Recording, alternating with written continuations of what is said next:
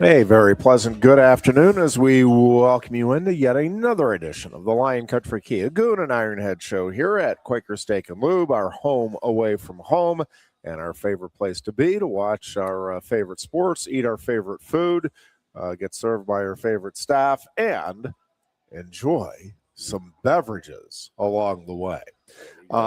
Lots to get into on this Tuesday. The Goon back from his weekend where he got in one with nature, toughing it out there with a brutal camping trip, all kinds of hiking and portaging involved. How did you survive the weekend, dear Goon? Everything okay today? Yeah, I mean, the ESPN app almost didn't work at one point. We were very upset we couldn't watch the whole Masters. Uh-huh. So it just ended up being, we got it eventually when the Wi-Fi kicked in and the air conditioning and the heaters and all that stuff. So it was all good. Couple TVs. And you didn't starve to death. We did not starve. No, we did not. It was a challenge to see who could do the best with the cooking. And so let me think now. We did smash burgers. We did a taco bar. We had spaghetti and sausage sandwiches. Oof. We had a filet loin slow cooked on an open rotisserie. So we had an 8-pound filet, and then next to that was a 4-pound pork loin. Ooh. So marinated, both beautifully marinated, and not too shabby. Scalloped potato and some green beans. Yes, it was a horrible eating weekend. And well, we're glad you survived. I made it. I made glad it out. You're back. Yep. Yeah, there was almost a shower involved, but that did not happen. But good news is I did sleep on a couch. I was worried about where I was going to sleep, and with my neck and back would hold up and this and that, and everything did all right. All right. Well, that is good. Yes. A couple of just housekeeping notes. I will be departing a little early today, so the dear Booch will fill in. I'm thrilled to be doing the PA announcing for the State College softball program for their home games, and they have a home game this afternoon. So I'm going to bail out right at 3:30 here today, so I can get over to Community Field for that game. And a huge thank you to the dear Booch for filling in for that final half hour today. And you may notice a little more animosity than usual between the dear Goon and I in the coming weeks. We'll get over it. One of us will get over it a little easier than the other. Very true. But the good news is both of our hockey teams, and it's been a little while, both of our hockey teams are in the playoffs. Very exciting. It just so happens that our teams are going to be meeting each other in the opening round of said playoffs, and it should make for some interesting times here in the Valley of Happiness. Always fun when the Penguins and Flyers get together, in particular on that Penn State campus.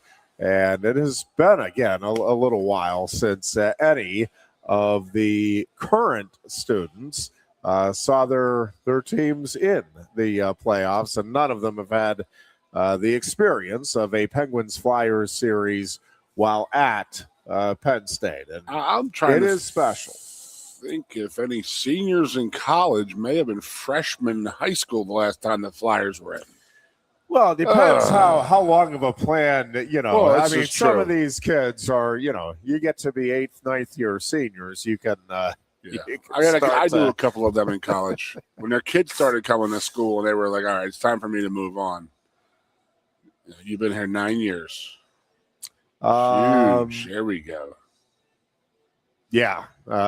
Crosby has been a huge Flyer killer. There is no doubt. Yeah, I'm already getting the business from some of my friends who have also have the poor judgment to be Flyers fans, and so we will see what the series brings. But it is going to bring lots of excitement.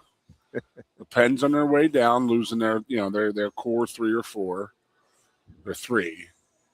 And this is they're on the downside of their I don't know. This according was to me, unexpected upswing. According this to season. me, they're on their downside, and the Flyers are on their upside. So it's just typical of what goes on between these two teams, and it just seems that they're never rolling at the exact same time. So it should be a fun series. I mean, they played some hell of a games this year already.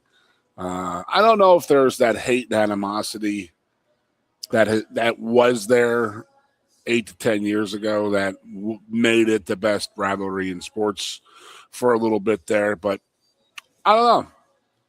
You know how the playoffs work. One or two different plays here or there can bring that animosity all right back to the to that boiling point pretty quick.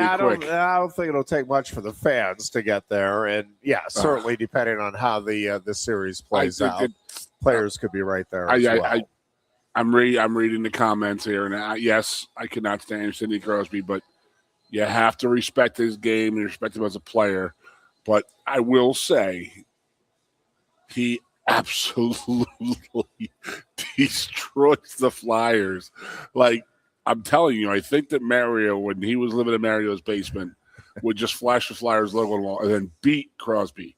So he had to learn, like they learned hate for the Philadelphia Flyers because the man despises the Philadelphia Flyers and absolutely does everything in his power every time they play.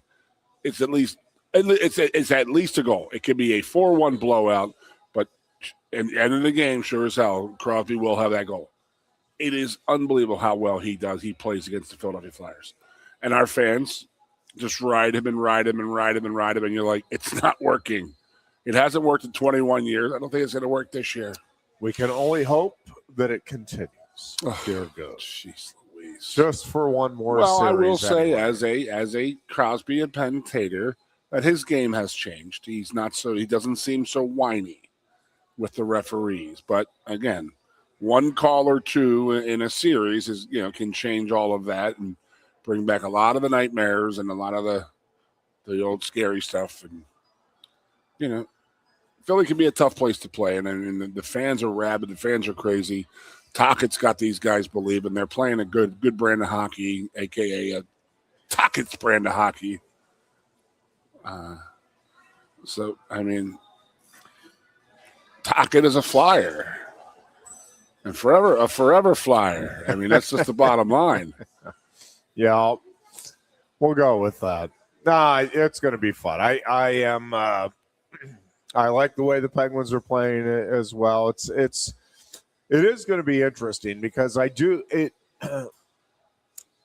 hockey playoffs to me are always the most difficult to kind of project what's actually going to happen. There's so many things that can change in a heartbeat. And again, obviously getting a hot goaltender can be the biggest difference maker, but so many times you'll go into a series and it's like, all right, we just need to contain Crosby. And then all of a sudden there's the third line racking up, 3 goals a game or something. Like you don't know. I mean, you might have an idea or a feel going in, but then, the series can change in a heartbeat also often just on, a goal that changes momentum or a penalty kill that changes momentum. All of those things that can come into play.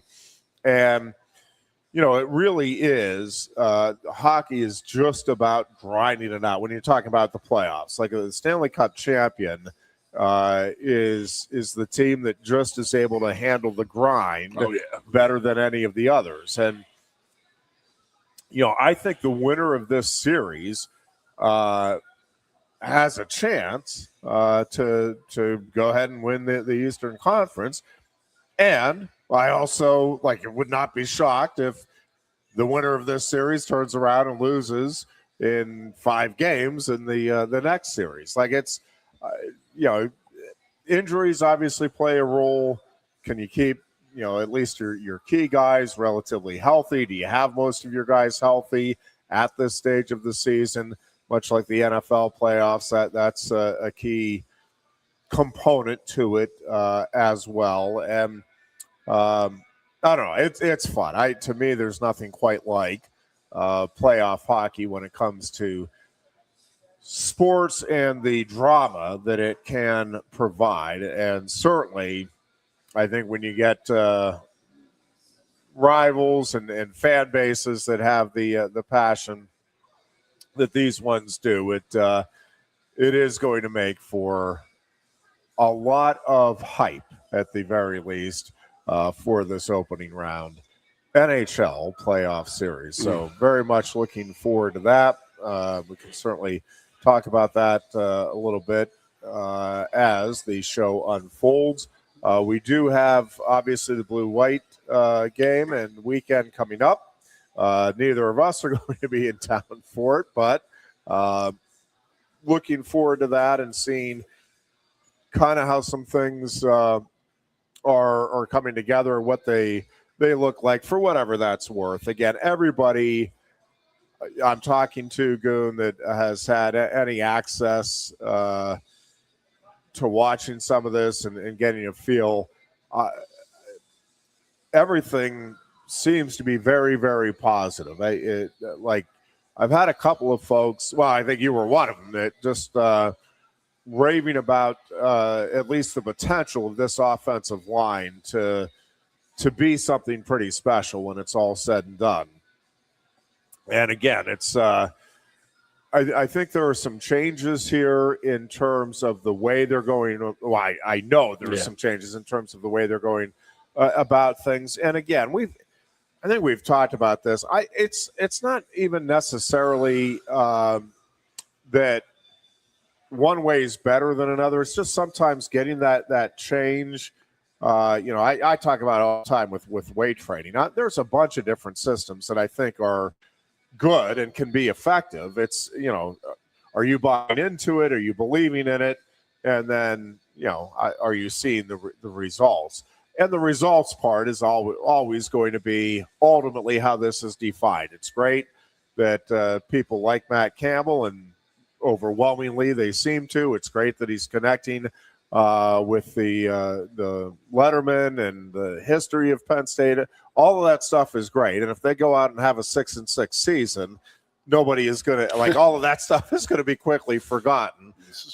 And so, but, I think all of this stuff is leading toward expectations being that this will at least be a good opening season. Now, we can probably debate, and we'll debate as we get closer to it, what good is. But again, I think most folks understand that it's laying the groundwork here for the future. It's not necessarily, hey, you got to come in and win huge now. But yeah, you're looking at the schedule, you're looking at the roster, you're listening to what folks are saying, and yeah, I think 9-3 at the very least is kind of what fans are at least hoping for, if not expecting, in the upcoming season. But to me, Goon, at least for me, this first season is more about, all right, what is this looking like? And do you feel like you have a program that is going out there and fighting for four quarters, doing the little things well? I think you can live with an unexpected loss or two if it's, they just, there was lack of execution here, or somebody on the other team made a couple of great plays. But, if there's a perceived lack of effort or they just seem disorganized, right? I mean, that stuff would drive you crazy. Mm-hmm. You just don't get the feeling that any of that stuff is going to be an issue. And part of it is obviously the track record at Iowa State. You know what you're getting largely in that part of the game. And Iowa State was always a team that fought hard for four quarters, battled hard, and did take care of the things that you can control, as coaches talk about, very, very well on a very consistent basis. Do you know why they said no game? Is it because of injury? I heard injuries. I've heard a couple of different things, so I'm not sure definitively. Because it would seem like pretty early on in the spring to say we're not going to have a game because of injuries. Are these past injuries that are just being taken care of from the season? I think that's what we're talking about, because when Coach was talking about the injury situation, it was well before practice was starting. Yeah. So I wonder how many guys are actually getting cleaned up and stuff like that from last season. Yeah. And there was a lot of guys who were chipped up and stuff like that who may need that time off. And I have heard the practice schedule is a lot less demanding and a lot less time on the field, which is, Well, I think more coaches at more sports and more schools are recognizing that shorter, more intense practices are probably Absolutely. better in a number of different ways. Yeah, but you got to have their team. And what I mean by that is you got to have a team that's out there that knows they have to get the work done in an hour and 45 minutes, understands that, and works their tails off. Not just somebody who's biding their time to get through this practice. The team has to let the coaches understand and know by their practice ability that, yes, they can do this in an hour and 45 minutes. But we need it, short, quick, concise, quick practices. But you need to be ready to go and running to and from drills, and they'll get you off the field early. That's great. But there are some teams who have little practices, less practices, who don't get. It's not good time. It's just wasting their time pretty much. So again, you got to have the guys who understand why practice is short, and that's because they want you off the field. They want you off their feet. But you got to go in and get your work done ASAP and get it done quick and get in, get out, and stay healthy. Yeah, and again, a lot of it is making sure guys understand what it is that they're doing, right? Like all right, this is what we're doing in today's practice. This is what we're going to be doing tomorrow. These are the things you need to get ready for, and let's be ready. Spring to go. ball. I mean, I don't know what they're doing now as compared to what we were doing. I mean, we didn't have off-season like springtime, wintertime meetings to do any kind of walkthrough or installation. So I wonder if they had installed in the wintertime in their walkthroughs and stuff, and then we'll go into practice already knowing the playbook a little bit better. Whereas if we had a new offense coming in, which we never did, you have a new staff coming in there, you need to learn how they're going to coach, how practices are, and coach will do a good job of that, of relaying to them, this is what I want out of you guys. I want you guys quick, concise, to the point, and then we'll get off the field. And, that's a big thing for players. I mean, especially these guys coming in from what I'm hearing are some marathons that they were running through last year. And I couldn't believe when I was hearing some of this stuff from the guys, how long they were on the field. And I was like, man, most people are getting to the less and less. Why would we go to the up and more and just, wow. But there's a lot of ways to skin the cat. I mean, some teams need that extra time on the field and learn it by doing it. Some people can do it in the classroom. Some guys can do that. And then they can go out in the field and it automatically and it registers with them. So some guys are quick and some guys are slow. Yeah. And, it's an interesting situation because you have a lot of guys that obviously are familiar with Coach Campbell, but are getting acclimated to Penn State. You have a lot of guys that are familiar with Penn State, but getting acclimated to Matt Campbell and the system. Great call. It just, I think this spring practice is more about just getting everybody comfortable with each other. I think from the coach's standpoint, all right, let's evaluate as best we can what we have and, the combinations we think are going to work here. The type of depth that you at least have a feel at this point that, hey, this is how many guys we can likely count on at this spot or that spot. And the injuries, again, may be making that a little more of a difficult evaluation process at this stage. One of the things that helps is you bought 32 to 35 of your own players. Yep. So these guys are going to know, and they're going to tell the other offensive linemen and the D linemen and the wide receivers in their crew, like, hey, this is what Coach needs and wants right here. And I'm sure he's going to lean on those guys to be their leaders on the field, the guys he bought in from Iowa State. But it's also the guys from Penn State to teach the guys from Iowa State the Penn State ways, and that is, what we are all about, and it's a good mix. Again, I've had a couple weekends with these guys. I didn't go this past weekend, but I had 2 weeks with these guys, and they seem to really be getting along with each other. The coaches, the players. I mean, I'm liking what I'm seeing. Yeah, I think this upcoming college football season, and in the Big Ten in particular, is just filled with intriguing possibilities here. Right? Again, you're looking at a USC that a lot of people are projecting to be, a team that can make the playoffs here in the upcoming season. Obviously, you have perennial powers like Ohio State and Oregon, but you listen to some of the stuff, and listen, everybody, I think, maybe not everybody, the overwhelming majority of folks are optimistic. It's like spring training for baseball, right? Like everybody can at least be dreaming big. But I'm watching some of the stuff for the Big Ten Network, and like the Nebraska guys are like, "Yep, we're ready to surprise. We're this is going to be a huge year for Nebraska, and who knows, man? Maybe it will be." But I think. I think Nebraska.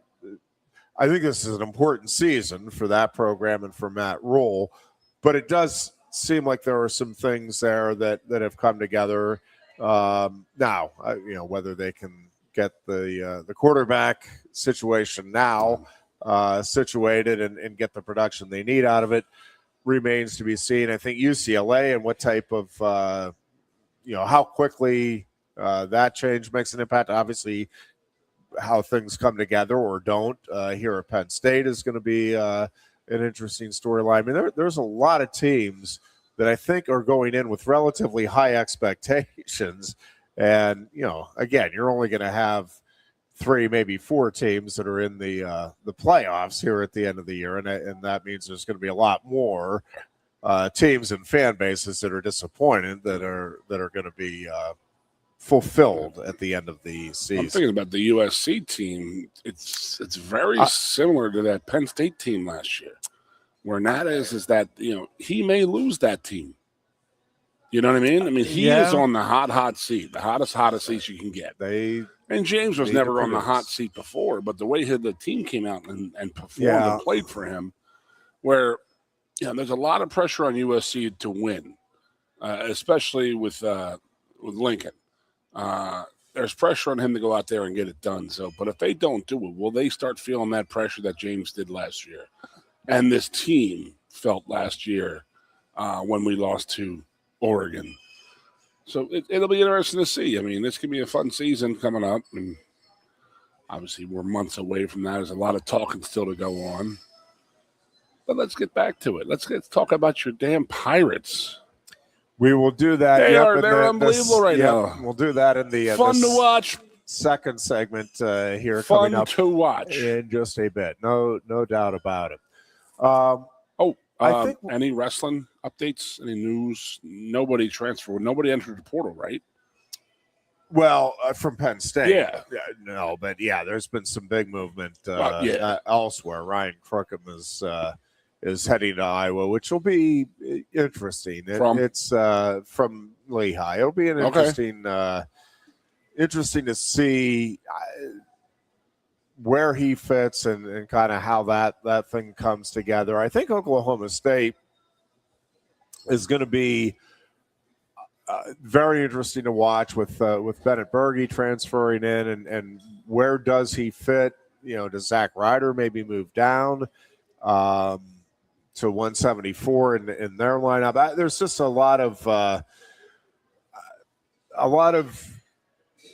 things that I think are unknown in terms of the lineups for some of these top teams, including Penn State. I mean, nobody in the transfer portal, and at least at this point, nobody that Penn State is bringing in from the transfer portal. And I think both of those are likely to remain so moving forward. But with that, again, the wrestling team had its banquet on Sunday, and a lot of people asking and then just talking through and projecting the possible lineup for next season. And again, there are a lot of different options, and I don't know. I don't know if the team really knows yet, or the coaches. I suspect they're starting to get a sense, and I'm sure the kids are talking with each other at least. Hey, I think I'm going to go here. Maybe that'll open up that spot for you. Obviously, they're going to be talking with the coaches, but you do have. There is a lot of flexibility because of the red shirt options that are available. But I think, 133 and 141, and then, 157 through 174 are the areas where you're like, yeah, I could see some different things playing out.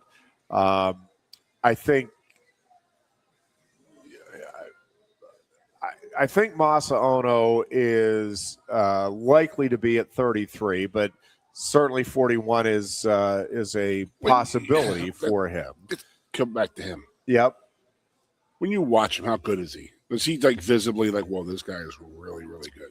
Well, sorry. Yes, but he's in a room where everywhere you look, you're like, oh my God, that guy is elite, next level. Again, I mean, I've kind of joked, but it's really kind of a half joke. You look around that room, and there's 7 or 8 generational talents on that team right now, and so him being one already. Yes, he is obviously. I mean, he's a world champion. You're pretty good, and he is. I will say he is picking up. I mean, folk style is a pretty different game from freestyle, especially when it comes to the mat wrestling. And so, that's obviously been the area he's had to work on, and I think is making tremendous strides in that regard. But, it is different trying to control a guy on top or get away from a guy that's trying to control you versus, hey, we'll give it a shot at turning you. Or I just need to not get turned for 10 seconds here, and then we're back at it in the neutral position. So that'll be an ongoing focus for Ono going into next season. But yeah, I mean, he's obviously a very special talent. He's pretty good, huh? But again, you've got options there where Nate Desmond. I don't see. I don't know where he fits in. I can't imagine that he doesn't fit in that lineup next year. You obviously still have the red shirt options for both Braden Davis and Marcus Blaze. And I keep pointing this out to people. They look at me like, and I'm not predicting anything. I'm not, I would be mildly surprised, but surprised for sure. But Luke Lillidahl does have a red shirt option as well. So it's not, to me, it's not out of the question that you could put Desmond in at 25, have Ono at 33, and then, Blaze at 41 or vice versa with those two. But again, Braden Davis has that red shirt option still available to him as well. So regardless of how that shakes out, you're going to have 3 outstanding wrestlers in those first 3 spots. And then it's kind of same thing with 157 through 174. A bunch of people keep throwing out the Messenbrink to 74. I mean, he is good enough that he could certainly win. It's kind of like Aaron Brooks when he moved up to 97. It's not that Aaron Brooks needed to move up, but it gave them some again flexibility in the other weights. Certainly, Messenbrink is a good enough wrestler. I mean, he could probably go up to 84, and if he wanted to, and be the guy to beat still. But I think Will Hankel is starting to really come into his own. But certainly, Messenbrink could move up. PJ Duke could move into 65 potentially. Tyler Kasak at 57, or you could obviously redshirt PJ Duke, have Kasak at 57 and Messenbrink at 65. Henkel at 74. And again, they have plenty of options still available to them.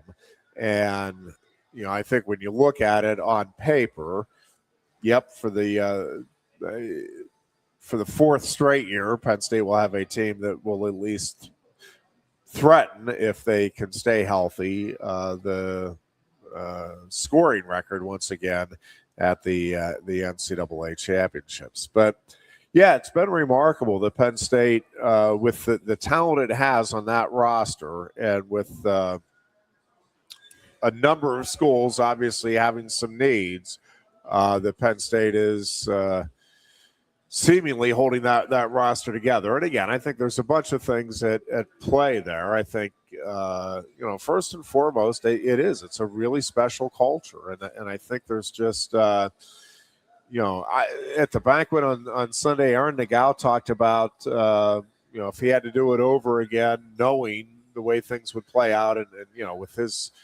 he's battled illness and injuries. And I mean, from a accolade standpoint, it certainly has not worked out the way he or Penn State would have liked to see it work out for him. But he said, there would be no hesitation. If he knew this is how it was going to play out, he'd make the move again to come in and be part of pretty awesome. This program. And, and that feeling is mutual. I will say that Cal talked about the four seniors, and I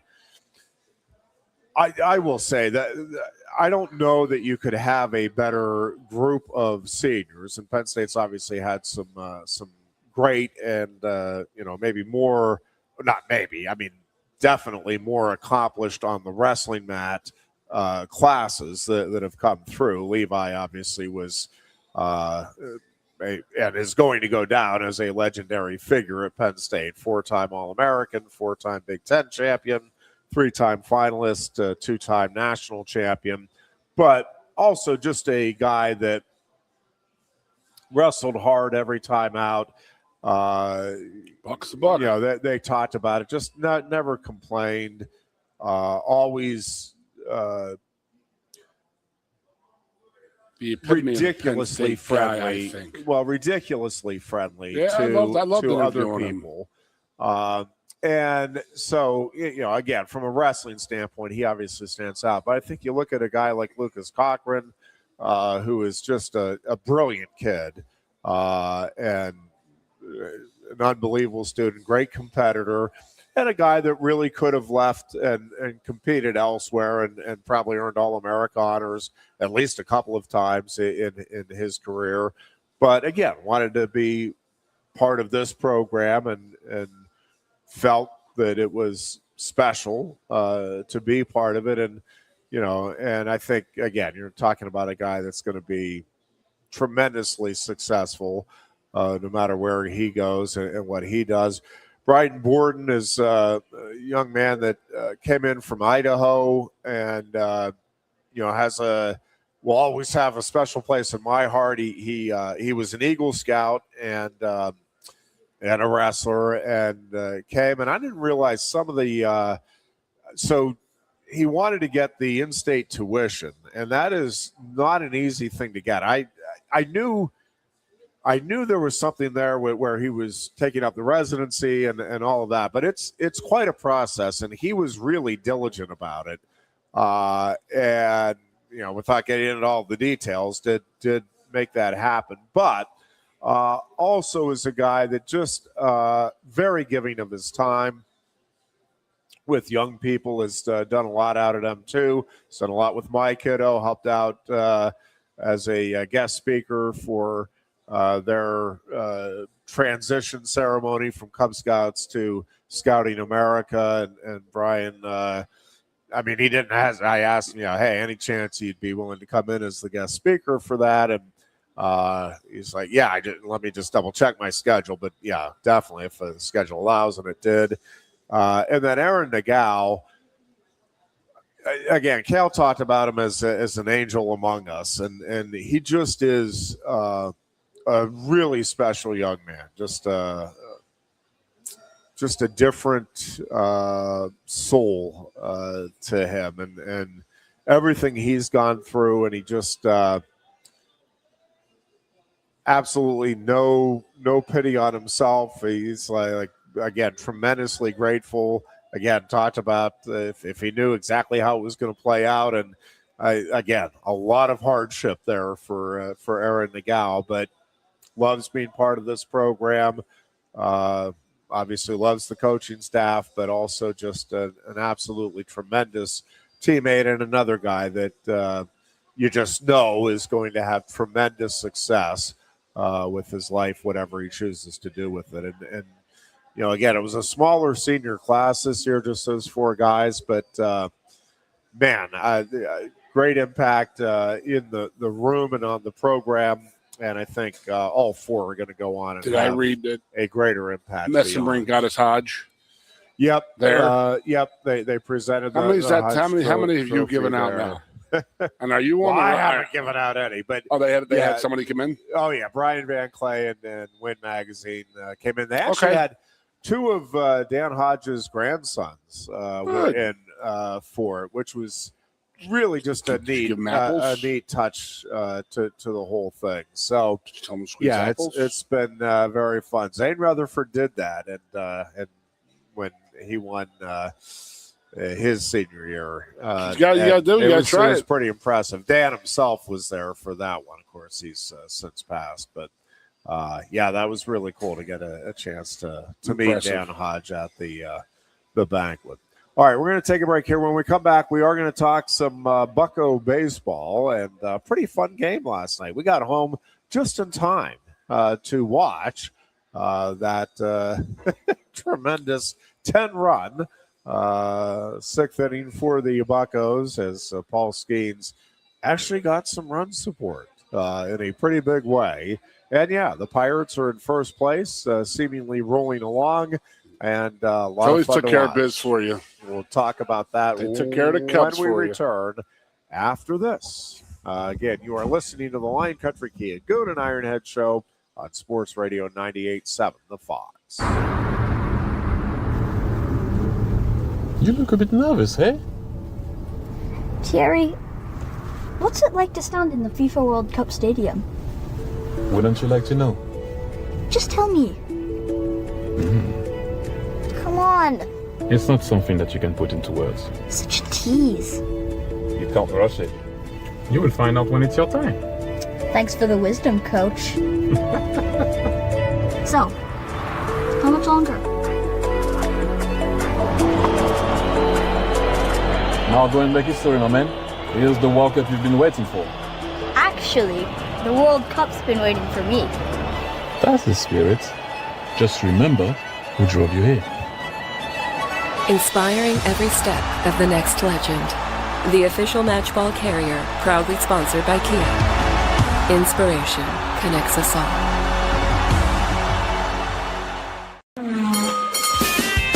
If you love wings, if you love rings, and all kinds of other tempting things, great times, great food, get too quick and steak and lube. Get our Best Wings USA signature sauces, mouth-watering appetizers, or any of our delicious award-winning lube favorites. Great times, great food, get too quick to steak and lube. I'm the Modelo Recruiter, and I'm looking for fans with good hands and great speed. The ones who stay focused and never miss a play. They go the distance on game day, even when their team is away. I'm always watching, always looking to reward more full-time fans. Because football isn't really football without you. Lusk & Associates Sotheby's International Realty proudly presents the introduction of our new State College office at 314 South Borough Street in State College. At Sotheby's International Realty, we advertise locally, nationally, and internationally, bringing the best of advertising and promotion to each and every one of our properties, big or small. Call now.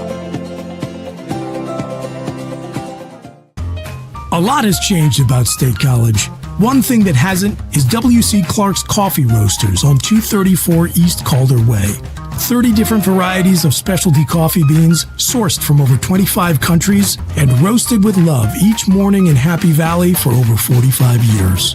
They'll ship their fresh roasted coffee from their doorstep to yours. Order online at statecollegecoffee.com. That's statecollegecoffee.com. Hi, welcome to Timberland Federal Credit Union, a financial cooperative for its members, tracing all the way back to 1973. Experience Timberland Federal Credit Union, where you're greeted with a smile and financial solutions are tailored to your unique life journey. Here, we're not just financial professionals, we're your neighbors, people invested in your financial needs, literacy, and empowerment. Your dreams matter to us, whether they're about buying a home, growing a nest egg, or embarking on new adventures. TFCU draws from the past and invests in the future, offering modern tools like online banking to give you the freedom to manage your money practically anytime.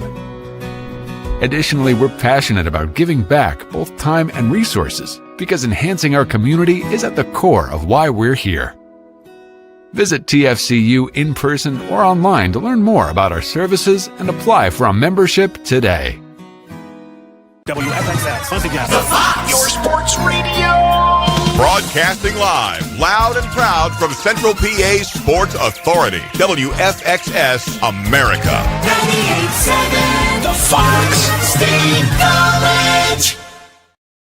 I'm back here on a Tuesday afternoon as, again, if you're not paying attention to the baseball season, those crazy Pittsburgh Pirates. Now it's early, and this has happened several times previously where the Pirates have been able to get off to a good start and then fade rapidly. It does feel a little different this year, but we will wait and see how it all plays out. But definitely some excitement around Paul Skeens and now Connor Griffin. And it does feel like some of the pieces they've put in place around those guys, they're paying off, and that this thing is coming together pretty nicely. So before we get into that, I do want to talk a little bit about the Masters too, Goon, because it was a wild ride for Rory McIlroy, because you went from it was funny. We had an event Friday night, so I'm watching it, and when I left, I think Rory was up by a shot, and then I was talking with another friend. He's like, "Yeah, we had to leave around 6-2. Do you know?" I'm like, "Hey, I think he's still up by maybe a shot or two." So then we looked it up. It's like, whoa, he's actually up by 6, because we were talking about, it's going to be interesting to see. Is he going to fold again?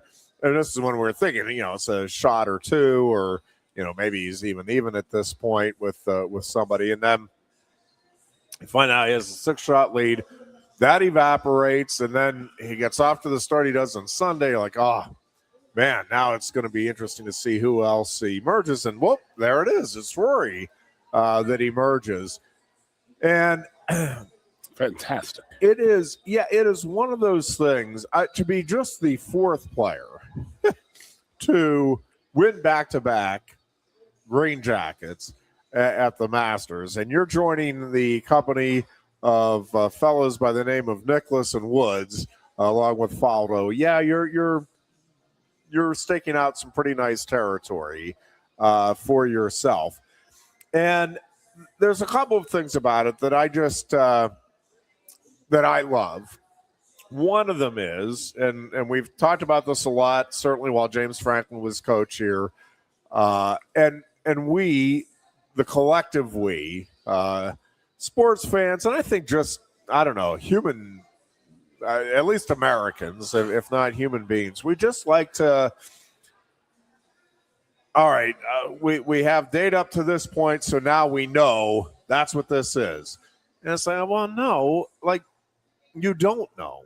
And again, I talked about it a lot, but I was, for a year, I got to be a sports producer down at KDKA in Pittsburgh.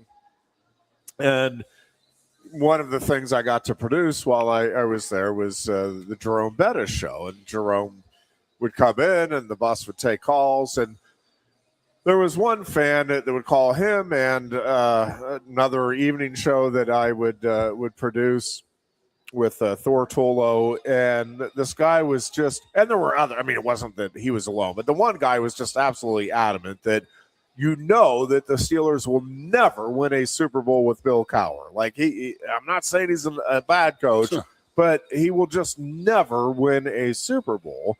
And I would talk with him off air. I'm like, never's a long time, man. Like stuff can't come together. I'm not going to sit here and guarantee it, but like, what makes you think that it's not possible? And he, game day decisions and all of this. And I just, again, we have Penn State fans and James Franklin will never, and again, maybe you're right, but you heard it with Rory, right? Like, he just doesn't have the mental makeup, as though nothing can ever change. And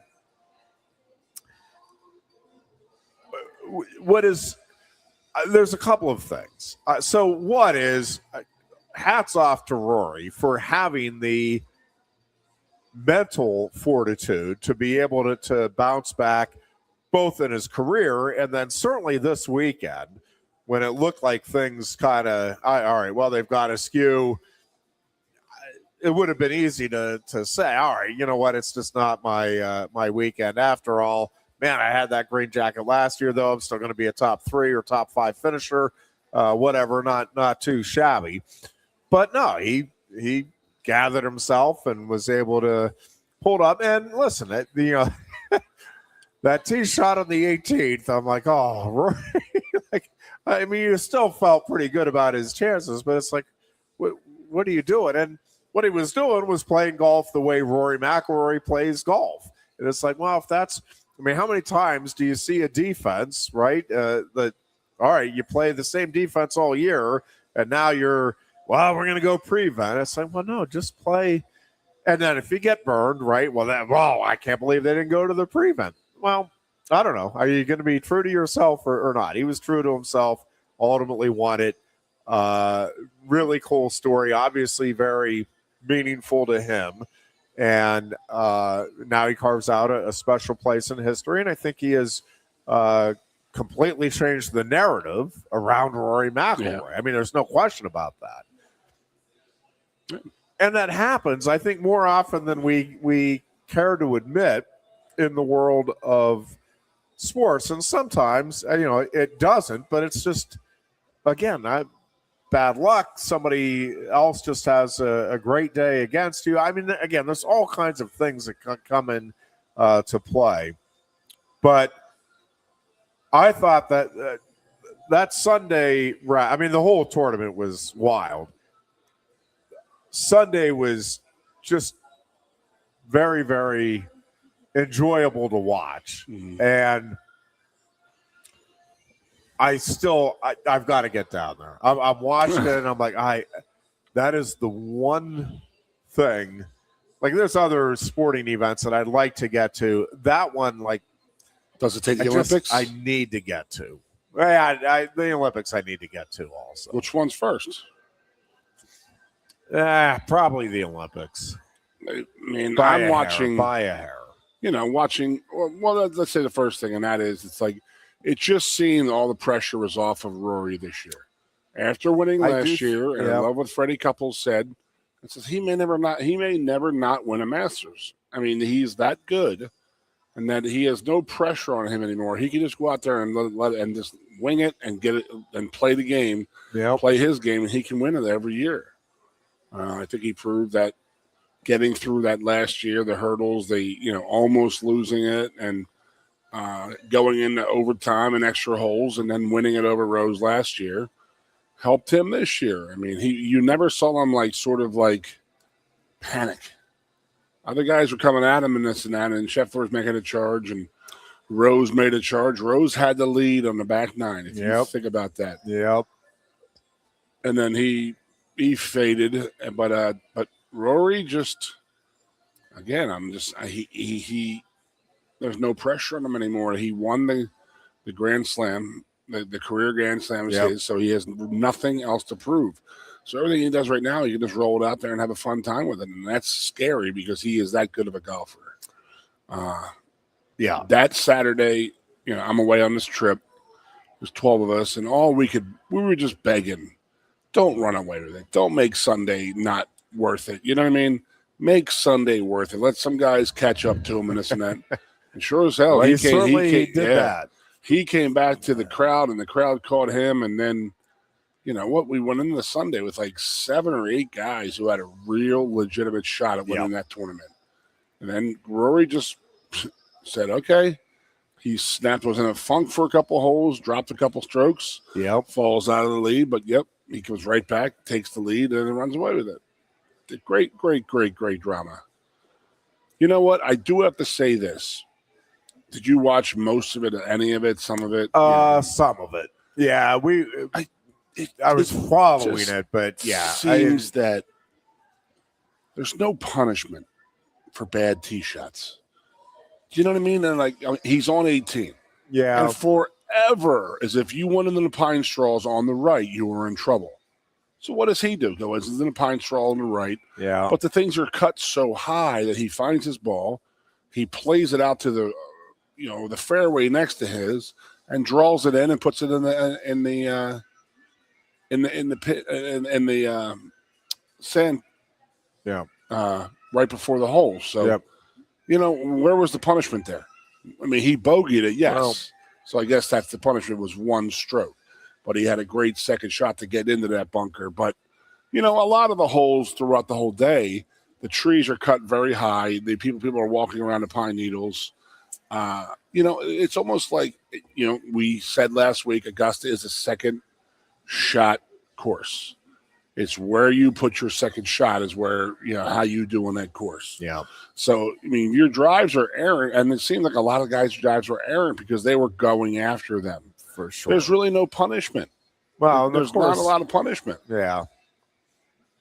Couple holes where the water comes into play. Couple holes. Sure. And they're great holes. We were ecstatic when 16, they showed 16 the first time. And the hole was where it was supposed to be, where it wasn't last Sunday, last year's Masters. Yeah. And that was one of my very, very upset moments. I wrote a very strongly worded email to CBS over that one. Well, that's why they changed. Absolutely. We went back to we got to go back to what we were good at. No question about that. Just a fantastic tournament. A little disappointed in Sergio. A little tantrum and then not even showing any remorse. Listen, we all get frustrated, but that's not how you're supposed to act. Not me. I've never once been frustrated in my life. You know what I do? I play with people and they start throwing clubs, and I'm like, bro, you suck.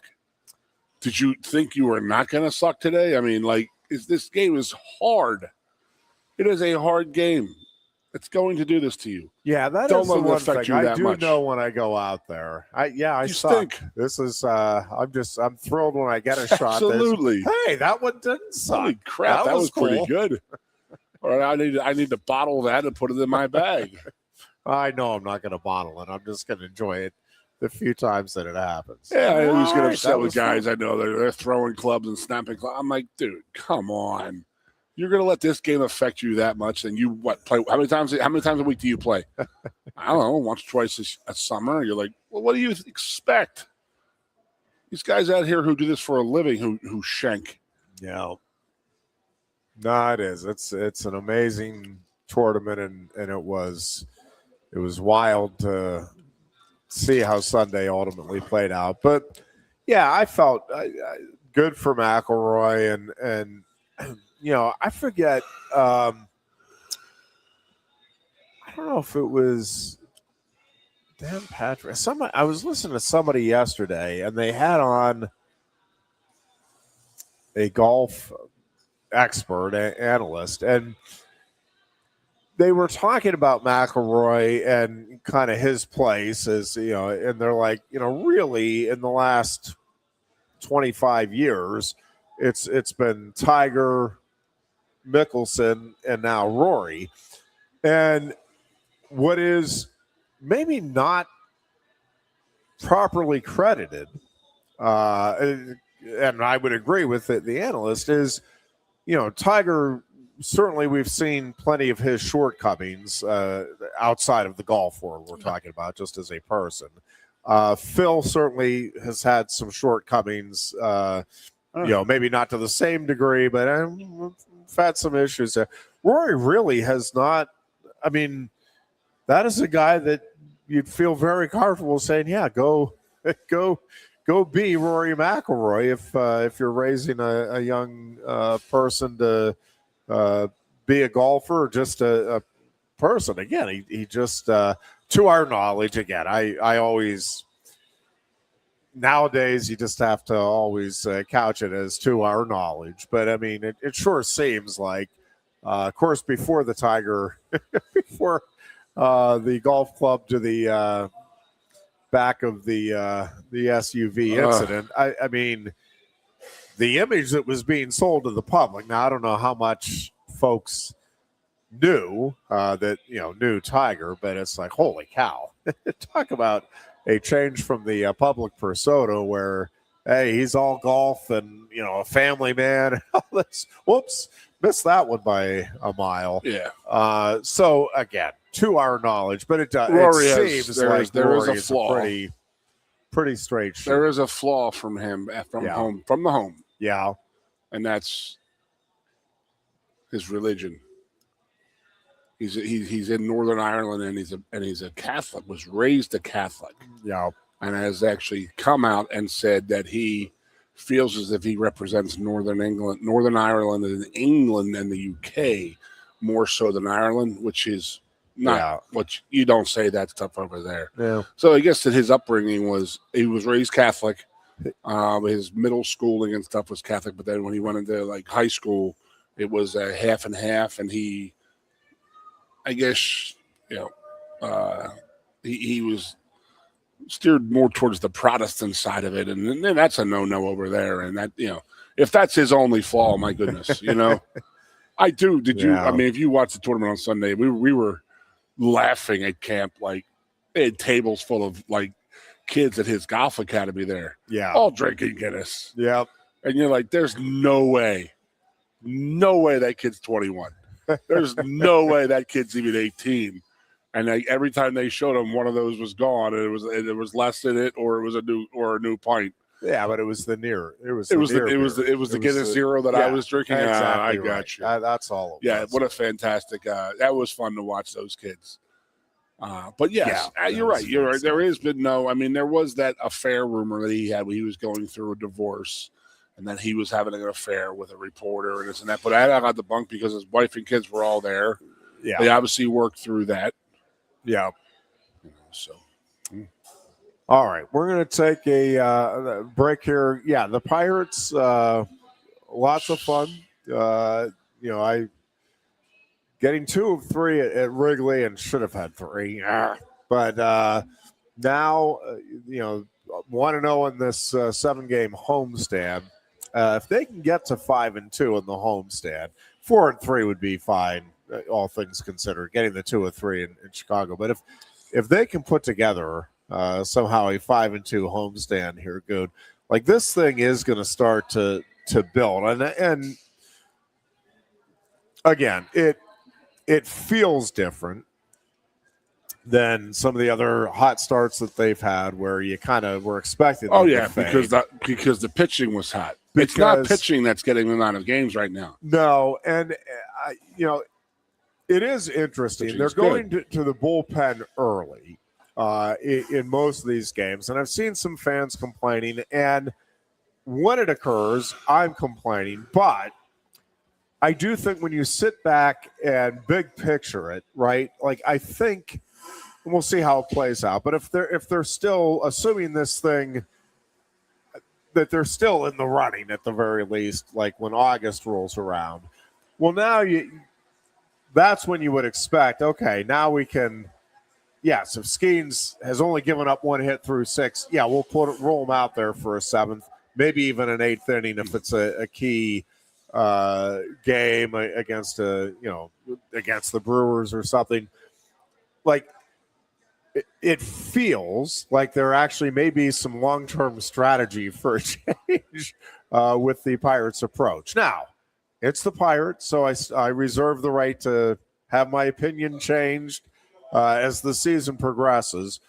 But right now, again, it feels different because of the team they've put together. And I'd at least like to think that part of what is happening here with pulling the starting pitchers even when they're going well is a combination of, hey, you know what? We don't have to win the game 2-1. This offense could erupt for another big inning here in the final 3 innings, and likely we'll get at least some more runs on the board before this thing ends. But also, yeah, we want these guys, the starters, to have their arms if and hopefully when we need them in that stretch run. And yeah, lo and behold, this maybe could be, God willing, a playoff season for the beloved Pirates. Take a break here. We're coming right back. It is the Lion Country Kia Goon and Ironhead show here from Quaker Steak and Lube on Sports Radio 98.7 The Fox. You look a bit nervous, eh? Thierry, what's it like to stand in the FIFA World Cup stadium? Wouldn't you like to know? Just tell me. Come on. It's not something that you can put into words. Such a tease. You can't rush it. You will find out when it's your time. Thanks for the wisdom, coach. So, how much longer? Now go and make history, my man. Here's the World Cup you've been waiting for. Actually, the World Cup's been waiting for me. That's the spirit. Just remember who drove you here. Inspiring every step of the next legend. The official matchball carrier, proudly sponsored by Kia. Inspiration connects us all.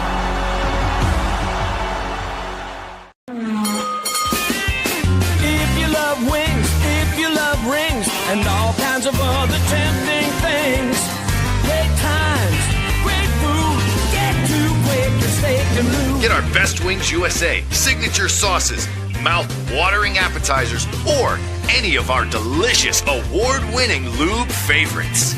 Great times, great food, get to Quaker Steak and Lube. I'm the Modelo Recruiter, and I'm looking for fans with good hands and great speed.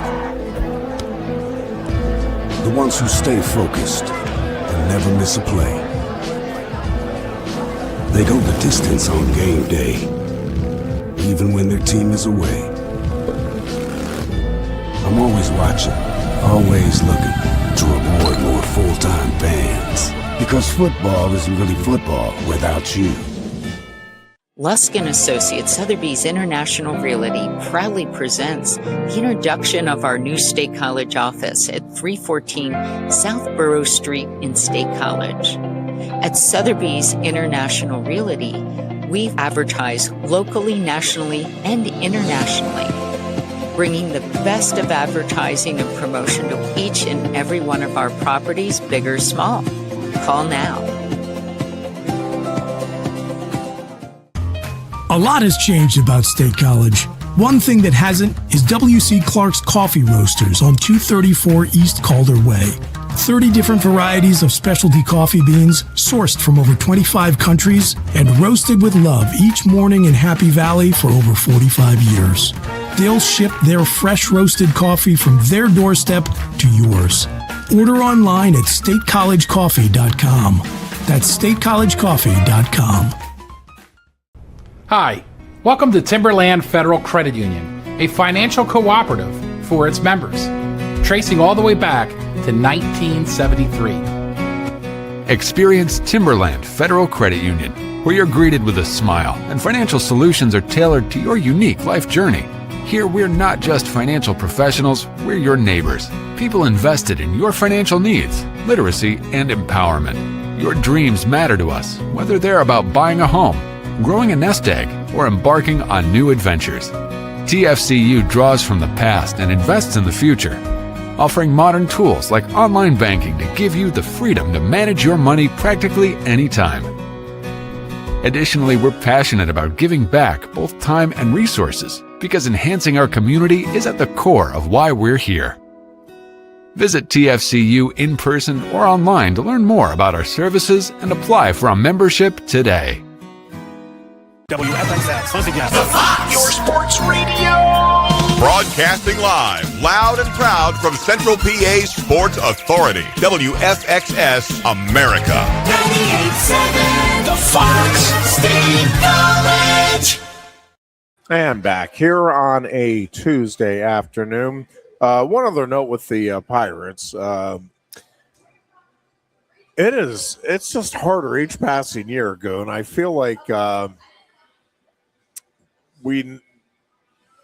I guess, just at that stage of life, but I feel like I lose another piece of my childhood, at least a piece, every year. Phil Gardner was just, for me as a kiddo, he was just one of those, like, it was fun pretending to be Phil Gardner in our neighborhood wiffle ball games and scrap iron. We loved the nickname, and it was just the mustache and just the way he carried himself. He was just one of those early staples for me as a sports figure that you looked up to and appreciated, and seeing that he had passed away. And again, we've had several of those moments, and I suppose they'll keep happening here in the coming years. But rest in peace, Phil Gardner, and thank you for the memories. It was he managed them for a while, right? Like what's that? He managed them too, right? Yeah, he was a Pirate kind of through and through there. Yeah. Most of his career in Pittsburgh. Yeah, and just again, one of those guys that just stood out when I was a kiddo. So very had to if sorry I knew to him. see here of his passing. What's that? If I'm playing baseball and wiffle ball in Philadelphia, and I'm saying there's guys up there who are saying I'm scrap iron. Yeah, you're doing something right. I mean, you had the Cobra, scrap iron. Teak to Colby was the one we all tried to be. Oh yeah, I mean, that's when they were tried rolling back in. Absolutely, the submarine drove coaches crazy. Little league coaches everywhere. What are you like, doing? No, that is not what you do. What do you mean? That's what we do? Come on, look at Teak out there. Try. Yeah, we want to. I want a star in my hat. Absolutely right. I remember they had the stars in their helmets in Pittsburgh, and we all thought that was so cool. And the stovepipe hats. And didn't Teak get one for every save? At some point, they were doing that, right? Yeah. By the way, Bill Matlock, speaking of changing the narrative, we were talking about Rory McIlroy earlier, but how about O'Neal Cruz? And again, we're early. I get it. But he has the two misplayed balls on opening day, and everybody is apoplectic in Pittsburgh. Oh, here we go. O'Neal Cruz, he's just, potential. That's all he's ever going to be, the potential. Well, he's had a couple of really nice defensive plays here in the last week. And he's hitting the hell now has a 12-game hitting streak. And is providing some big hits in big moments here for the Pirates, and is putting pressure on opposing pitching staffs and catchers with his speed on the base paths as well. And again, we're early. I just saw, I think, was it ESPN, one of the sports networks where again, down here at Quaker Steak and Lube, they have the TVs up. Always love checking it out. But one of them was like, who is your biggest? They were talking teams, not individuals. But who's your biggest disappointment here in 2026? Like we're not a month into anybody from Pittsburgh. Disappointing, hardly. Like, what do you mean? We're going to proclaim the biggest disappointment? Like, maybe, all right, who did you think was going to get off to a faster start? But a little early to be making any grand proclamations. By the way, again, on the good side, too, like, I'm excited about the Pirates. It's fun. It's cool seeing them in first place. And again, it does feel different. But yeah, I recognize that much different being in first place in mid-April versus mid-August. And let's see what happens by the time we get to mid-August. It's ridiculous. But it's the nature. Part of it is talk show bullcrap. Yes, part of it is just this 24/7 cycle where you have to have something out there to talk about, and people like, yeah, man, these guys are going to be bums. I thought the Mets were going to be good. I thought the Pirates were going to suck. Well, all of that stuff may, again, over the course of a baseball season, right? How often do you, like, you'll have a week or a 2-week stretch where the Dodgers they may have, they'll lose 6 games. It could happen where they actually have a week where they play 500 ball. Correct. Like, that could happen. Yep. Well, okay. Well, this morning, and by the way, we'll have a story that week. What's wrong with the Dodgers? What happened to the? Well, can they recover? Yeah. So over the course of 162 games, you're yes. Somebody was complaining in Philadelphia today that, like, the NFL is literally going through. They have a draft next week. They have a national-based reporter sleeping with one of their coaches.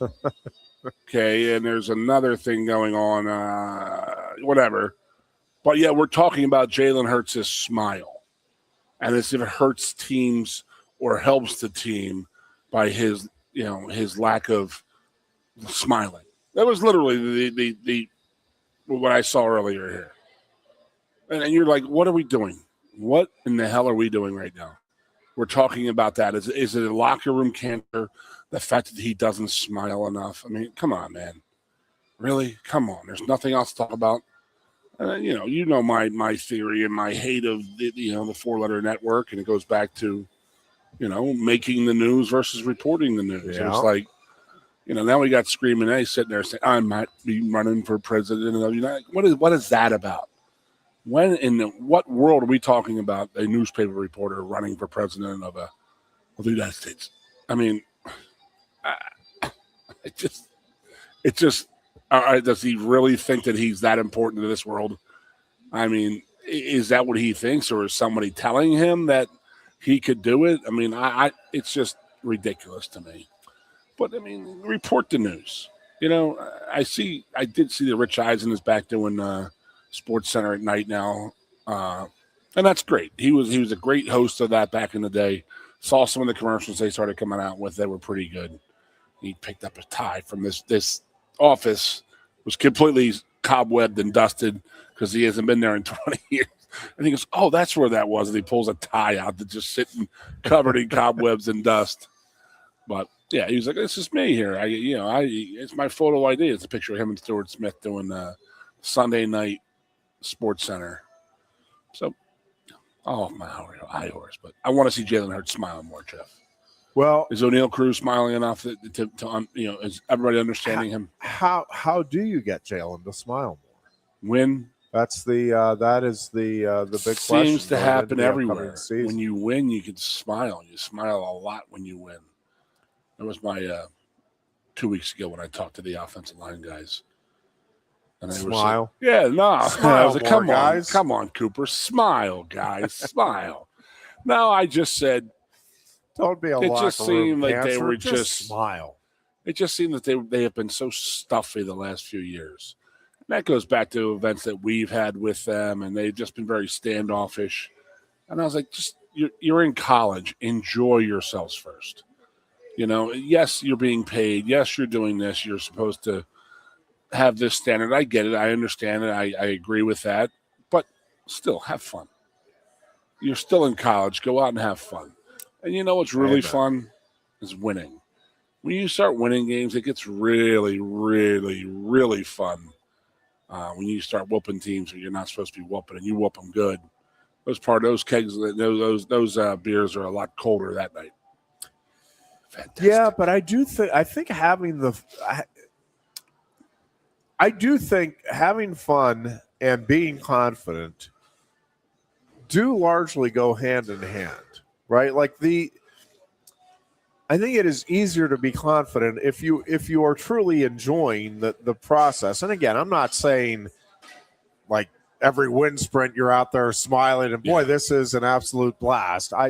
Not what I'm saying, but that you're taking satisfaction in getting better and going through an experience with your teammates. I may have gotten carried away. Going through that makes you happy. Yeah, so I may have gotten carried away, but I liked my analogy at the wrestling banquet on Sunday, and I really do think there is a comparison there.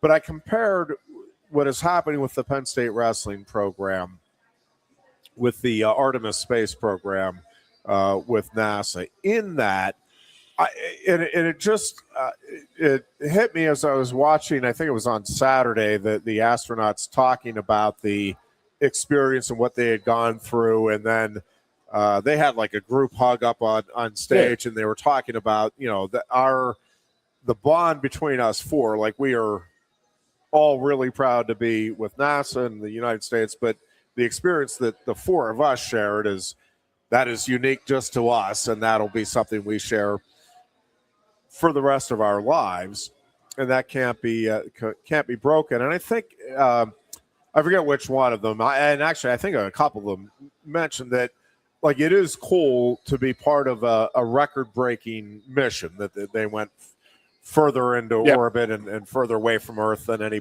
human being had ever gone before. But they talked about, hopefully that'll be a short-lived record.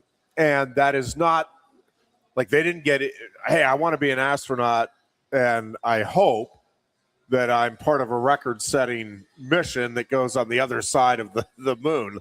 Like, that wasn't the thought process. It's a cool benefit. And it just, the comparison I made, because Kale has talked about it often, like and he at least did acknowledge this year, hey, yeah, you know what, that win streak, being a record-setting win streak, is kind of cool. Like, that's neat to have for the program that, we'll be able to look back on at some point. Not right now, because we're focused on getting better and we're still in this thing. But yeah, Kale is recognizing that, yeah, you know what, that is a pretty cool thing to have. But it's not something that he set out to do or that the program set out to do. Yeah. It's just a result of the work that they have put in and the way they go about their business on a day in, day out basis. And I think it's the same thing with those astronauts. Again, they are putting in the work every day, and it is a lot of work, and those are brilliant individuals. But because they are doing it every day and they are being consistent and they're focused on the mission, like, now we have a chance, and I think we will see unprecedented things happening within the space program. I got a great question. Yeah. How was Reggie watching that? Mesmerized. Enthralled. Yeah. The same way you and I were when we watched Columbia and stuff like that growing up, right? Yep. There's about a 40-year window where there's kids who didn't have that. Yeah. Where it wasn't like, oh my God, space and beyond is amazing to me. You know what I mean? I do think it made. There's a generation of little kids right now who are saying, I want to go to outer space. Yes, and I think there are fewer experiences now that truly bring us all together. Like, and even this, I mean, I've seen some stuff afterward, but during the mission itself, it at least felt like we were all, hey, yep, man, I want those guys to do this. I want everybody to be safe. Canadians. Yep, I want everybody to be safe. I want to see them. And, and the personalities, I will say those four were just wonderful representatives. They really were just really neat people. Again, obviously brilliant, great at what they do. But, I saw a bunch of different interviews with different agencies down here with them. And all four were just so well-spoken and talked about how truly awesome it was that they were getting to experience this and enjoy it. And again, maybe getting carried away, but when you talk to the Penn State wrestlers and the four seniors that spoke on Sunday, it's like they all talk about, it was fun to be part of this experience and what is happening here. And again, I think a lot of these guys are going to go on and have an absolutely tremendous impact above and beyond wrestling as they move into the next phase of their life. And some of them will get into coaching, and I do think the impact there. And I saw Reggie's youth coach and some of the other guys that are involved here with youth wrestling. And that is just such a big deal, getting kids excited about whatever it is. I have a friend that's in a chess club right now, and they are through the roof excited about it. And it's just awesome to see the passion. But when you have that passion then fostered by somebody who is passionate about whatever the area is that your kid is excited about, and they can share that and help foster it and grow it, right? I mean, that's the same thing with, talk about the kids that want to be astronauts now. Yeah. Hopefully, right, they'll have science teachers and other mentors in their area that, and not somebody sitting there saying that's not this. real, it didn't happen, it's such a good fit. Well, and that's the other thing is that, all of this stuff starts with dreaming big, right? Sure. Like, you're not going to the moon because, boy, I really hope I can get a job somewhere and make some decent money. No, you're like, those people are setting out with the idea that they want to do something special. Being an astronaut is a big deal. Well, it's the same thing when you look at these guys and the opportunity to try to win, Olympic medals or to win NCAA titles and all of those things. So, all right, we're going to take a break here. The dear Booch is going to join Goon on the other side of this timeout. You are listening to the Lion Country Kia Goon and Ironhead show here from Quaker Steak and Lube. You look a bit nervous, eh? Terry, what's it like to stand in the FIFA World Cup stadium? Wouldn't you like to know? Just tell me. Come on. It's not something that you can put into words. Such a tease. You can't rush it. You will find out when it's your time. Thanks for the wisdom, Coach. So, how much longer? Now go and make history, my man. Here's the World Cup you've been waiting for. Actually, the World Cup's been waiting for me. That's the spirit. Just remember who drove you here. Inspiring every step of the next legend. The official matchball carrier, proudly sponsored by Kia. Inspiration connects us all.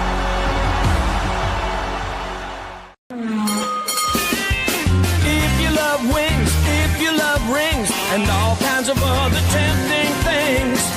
Great times, great food, get to Quaker Steak and Lube. Get our Best Wings USA, signature sauces, mouth-watering appetizers, or any of our delicious award-winning lube favorites. Great times, great food, get to Quaker Steak and Lube. I'm the Modelo Recruiter, and I'm looking for fans with good hands and great speed. The ones who stay focused and never miss a play. They go the distance on game day, even when their team is away. I'm always watching, always looking to reward more full-time fans. Because football isn't really football without you. Lusk & Associates Sotheby's International Realty proudly presents the introduction of our new State College office at 314 South Borough Street in State College.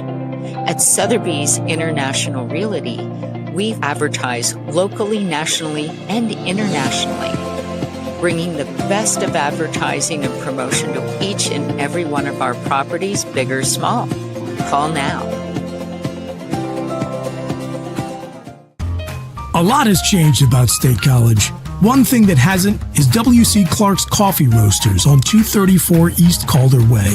30 different varieties of specialty coffee beans sourced from over 25 countries and roasted with love each morning in Happy Valley for over 45 years. They'll ship their fresh roasted coffee from their doorstep to yours. Order online at statecollegecoffee.com. That's statecollegecoffee.com. Hi, welcome to Timberland Federal Credit Union, a financial cooperative for its members, tracing all the way back to 1973. Experience Timberland Federal Credit Union, where you're greeted with a smile and financial solutions are tailored to your unique life journey.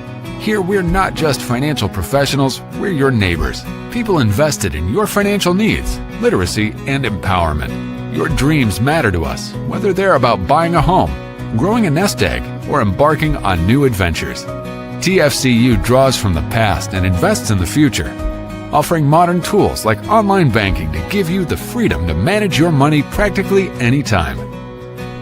Additionally, we're passionate about giving back both time and resources because enhancing our community is at the core of why we're here. Visit TFCU in person or online to learn more about our services and apply for a membership today. WFXX, once again, the Fox, your sports radio. Broadcasting live, loud and proud from Central PA's Sports Authority, WFXS America. 98.7, the Fox, State College. Oh, God. Lord help us. What a banner day in the world of sports. Keith Goon Conlon. Welcome back, everybody, to the Lion Country Kia Goon and Ironhead show. Goon is at State College's Quaker Steak and Lube. I am in downtown State College, filling in for the Ironhead for the last half hour of the show. And Goon, for the first time in what I guess is only 7 years, but to me feels closer to 70, the Philadelphia Flyers are going to the NHL postseason. I think the first time since we've been doing this show. The first time since internet streaming was invented. There's way too much pens with an IS at the end. Talk on this show, if you know what I mean. All the time, the last 5 or 6 or 7 years. Infuriating the audience right now, but even bringing up the hated Flyers. But I got to ask you, okay, fan, all we talked about was the Penguins earlier. So we're just taking the other side of it's the equal time. Equal time. So I got to ask you, as a fellow fan of the teams from the eastern half of the Commonwealth, do you love or hate that we got the rivalry matchup in the first round? Love. Same. They're going to be a great series, win, lose, or draw. It's going to be a fun time because, 90% of my friends up here are, Pennis fans and stuff like that. So it is what it is. I mean, we're in Powers. I walked in here today. Jeff Powers, the general manager of Quaker Steak and Lube. I looked at him. I said, hello, my old friend, my former friend. Yeah. And he knew exactly what I was talking about. Friendships are suspended for a few weeks. Absolutely they are. Yeah. 100%. And especially these two. I mean, the Flyers, the Phillies, Pirates, the Steelers, the Eagles, they're not in the same conference. They're not in the same division. So I got to ask you, you got just a couple of years. More. You get a few years on me. Do you have any recollection, like clear recollection, of the days when Phillies Pirates was a divisional rivalry? As in, like at home, or when I was at Penn State? I'm just saying it all. Oh yeah, like, I can't remember earlier. We're talking about Scrap Iron Gardner dying, Phil Garner, and I said he was such a good player that even in Philadelphia we were mimicking him. Like, I'm Scrap Iron. We're watching the 79 World Series with Teak Ticovey, Willie Stargell, Bill Matlock, Scrap Iron Garner out there. Just the nickname alone is what stuck with me. Him passing away and all that. So Jeff was talking about that. And, there's definitely, there is that, like, again, I was born late 1972. So I'm telling you, put that 15-year window up there between like 73 or 74 when the Steelers won their first Super Bowl. Like go about up till Penn State 86, winning 2 national titles, playing for 3, Yeah. The Sixers played for 3, won 1. The Phillies played for 1, won it. The Pirates won a couple. And then the Flyers won 2 cups. And then the Steelers won 4 Super Bowls. The Eagles lost 1. I mean, that was the heyday of Pennsylvania, in my opinion, specifically of Pennsylvania sports. And, there's no – and you will back me up 100% on this. Don't forget Villanova won a basketball title. God, Booch. You see, you Philly guys, you city guys. I'm not really a city guy. They ruined the Big Five, Chris. I mean, whatever. We're talking about the heyday of Pennsylvania sports. That's the bottom line is they ruined. Raleigh Massimino and one of the all-time upsets go without a mention. Nope. No. Okay. Well, anyway, by the way, I looked it up. I couldn't remember what year it was. It was 94. The divisions realigned, but the Phillies stunk. Yes, they did. Through a lot of the I'm telling you, 80s. the best thing that happens for Pittsburgh fans is when Keith Conner moves to State College. Because you got 2 Stanley Cups in the 90s when I was in school here. You got 3 since I moved back here.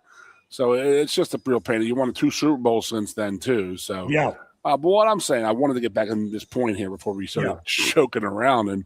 And you will back me 100% on this. I didn't mind the Pittsburgh teams as a younger guy. Correct. I mind the Penguins because they were in the same division, but when we were growing up, they were so bad it really didn't matter. Yes. You know what I mean? But I didn't mind the Steelers. I didn't mind the Buccos. Actually, I sort of liked the Buccos. I liked Bobby Bonilla. I liked Slike. I'm sure I rooted for the Pirates in 91. Huh? I'm sure I rooted for the Pirates in 91. But I was here by then, and I couldn't take it. So then I was a huge Francisco Cabrera fan. I was running 40s versus Sid. You were really twisting the knife. The audience hates your guts right now. Hey, whatever, dude.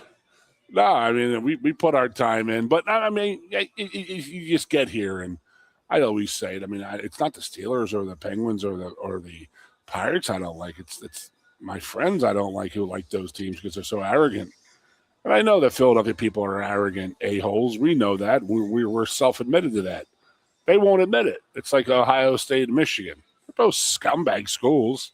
One hides behind it, one, acts on it, and one's like, hey, whatever, we're scumbags. But Michigan has that aura, like they're better than everybody else, but yet they're dirtier than everybody. Oh, worse. They're the worst. The Pittsburgh fans are the all-knowing of all sports, and, you have to bow to them, and I will never do that. And like I said, some of my best friends are those guys that I fight with. Same. And we got the Flyers killer in the first round in Sidney Crosby. I know people are talking about Sidney, and you're like, stop. Just stop. But all the pressure is on Pittsburgh. Sure. Because Absolutely this is in all likelihood, right, this is the last go-around for the Crosby-Malkin team. Yeah.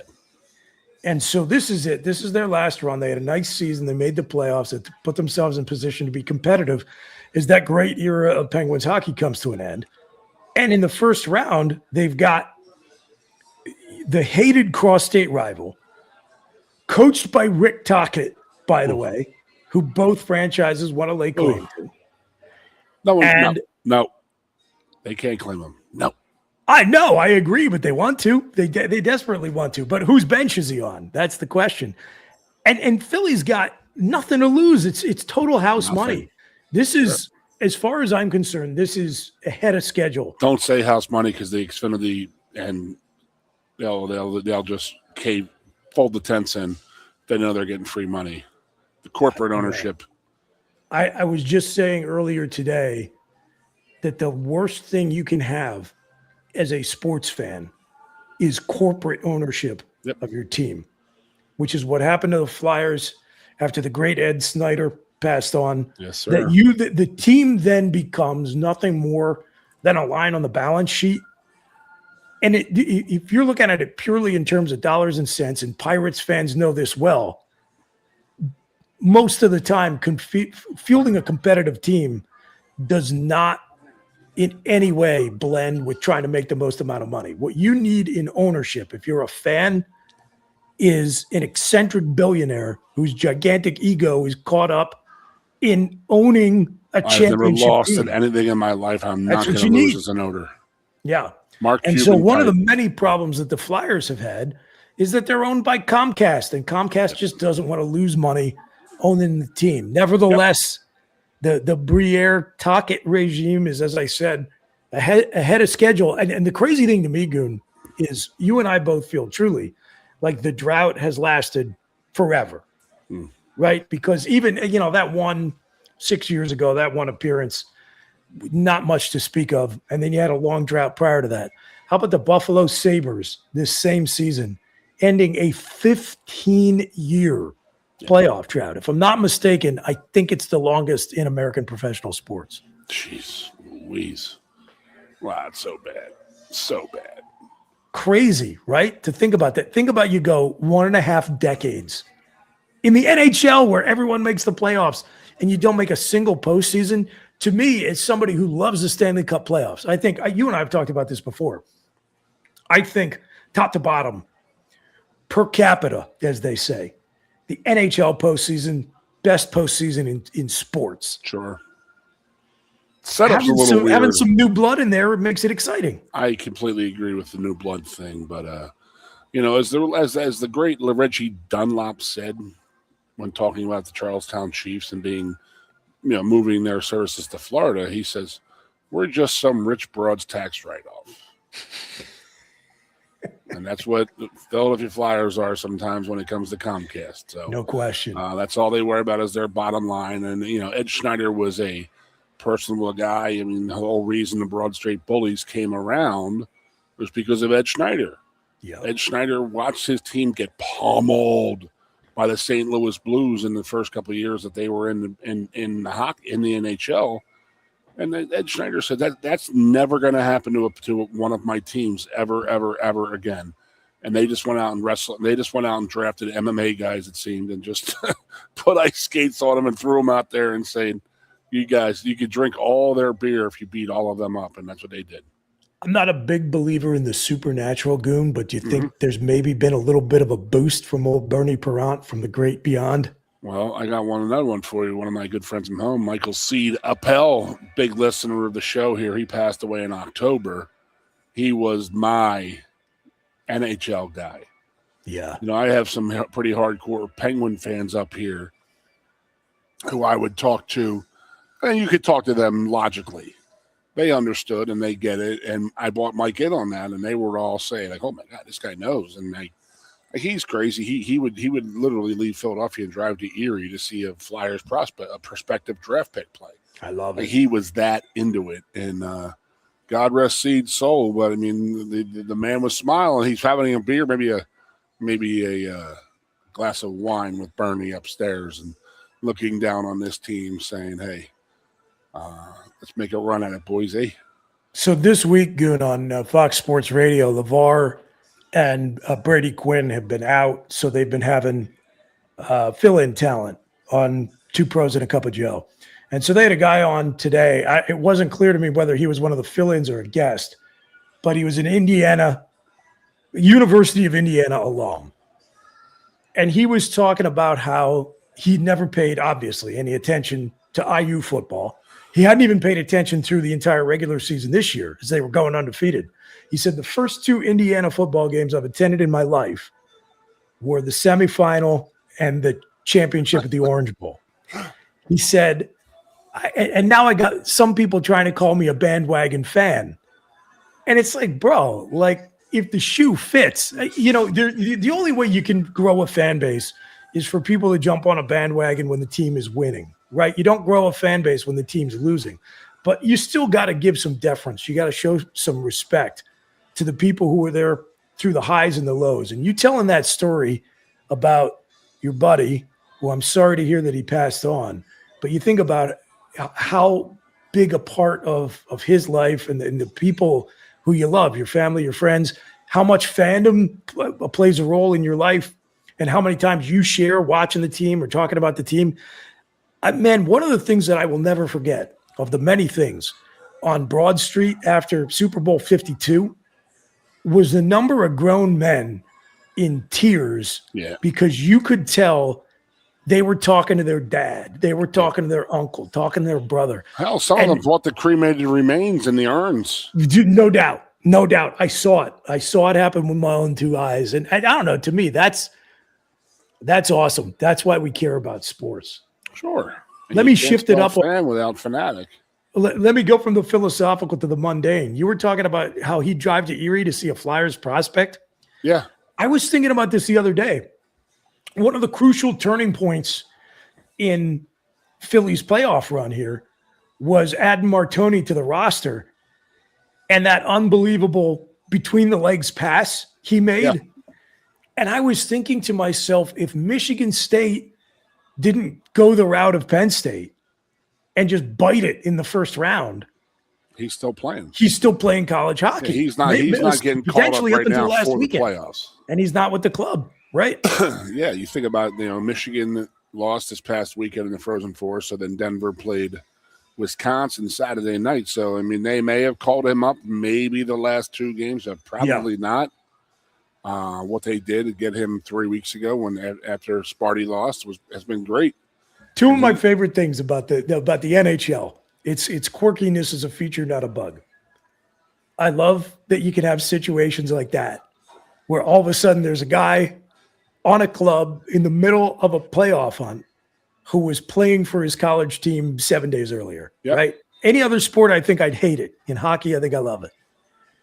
It's also the only sport, and I have to believe it's the only sport on the planet where it's not unusual for a team to fire its head coach right before the playoffs, right? Like the Islanders are in the midst of the playoff hunt, and they just fire their head coach. Yeah, whatever. No big deal. Patrick Waugh, you're fired.